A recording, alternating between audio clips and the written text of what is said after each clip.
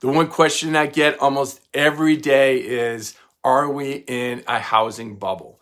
The Great Financial Crisis was one of the most significant economic events of our time, and it's easy to understand why many people compare it to today's housing market.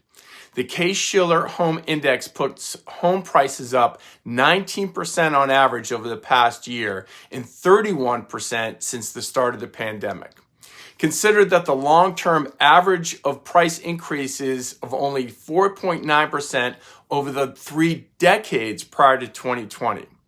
To help understand where we are, I think it's important to understand where we've come from. And for that, we have to go all the way back to the dot-com bubble of 2001 and the recession that followed.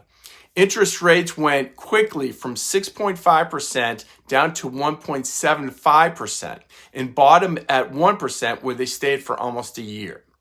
At the same time, there was a major push among elected officials to get people into homes and home ownership. Congress passed the American Dream Down Payment Act, which assisted over 40,000 families with closing costs and down payments. But the biggest change was the relaxing of regulations in the mortgage sector and the new products that were created. Writing mortgages like the infamous Fannie Mae Affordable Gold 100 mortgages, which required no down payment and no closing costs. This led to a huge increase in what has been called ninja loans. No income, no job, no asset loan. Kind of crazy, right? Many of these loans became what is known as subprime. In 2006, there were 12 million of these loans with a value of $2 trillion, representing 10% of the U.S. housing market. If you've ever applied for a mortgage since the Great Financial Crisis, it's highly likely that it's a 30-year fixed loan. Currently, 99% of home loans have a rate that's fixed. So as the Fed raises rates like they're doing right now, homeowners aren't put in a position that raises their home payment.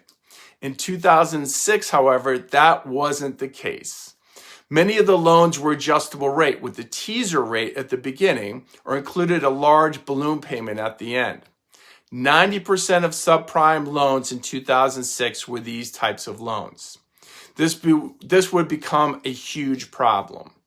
After those low 1% interest rates in 2003, the Fed started to tighten and raise interest rates, and by 2006, they were back up to 5.25%.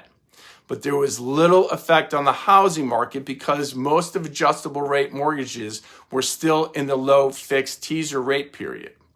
Once the low teaser rates started to expire and reset to higher market rate, foreclosure started in waves.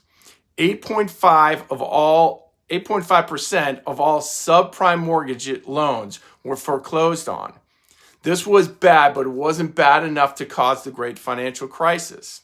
The other side of the story is the financialization of subprime loans.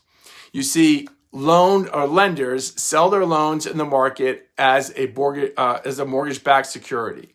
But the subprime mortgages were too risky to sell on their own. So lenders mixed in a small number of subprime loans into other mortgage-backed securities, a derivative known as a collateral debt obligation, a CDO.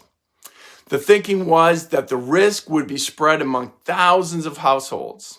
The credit ratings gave these CDOs a AAA rating, the exact same as a U.S. Treasury bond.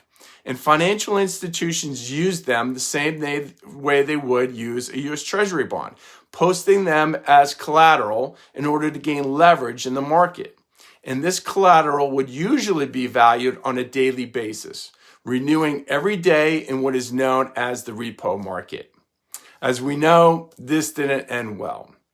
When large numbers of subprime loans started to go into foreclosure and the price of the CDO started to fall, it happened quickly and significantly. They dropped like a rock. It wasn't just a handful of financial institutions having to close their positions. It was thousands, all at the same time in 2008. Yes, there was a housing crisis, but it didn't cause the Great Financial Crisis. It was a housing crisis causing a banking crisis that caused the Great Financial Crisis. So what happened after that? Home construction just tanked, and the recovery from the great financial crisis took years. The unemployment rate in the construction sector reached 25%. And even when the economy did recover, construction never did. New house builds stayed depressed for a decade. Fast forward to 2020 and enter the millennials. You might not realize this, but millennials are the largest U.S. generation ever, larger than the baby boomers. They were reaching their peak home ownership years in their mid-30s, this after a decade of underbuilding. But then add COVID and the shift of work habits. Growing demand, limited supply with city wealth hitting rural markets with much lower cost. And then we have corporate buyers entering the housing market. The hedge fund BlackRock has bought 15% of the homes for sale in the first quarter of this year. So if the process wasn't hard enough, first-time home buyers are having to compete with hedge funds with deep pockets. Some would call this the perfect storm. So where are we right now? I don't believe it's accurate to compare today's housing market to that of 2007 and the conditions that existed right before the great financial crisis. It is fundamentally different in so many ways. But that's not to say there isn't risk.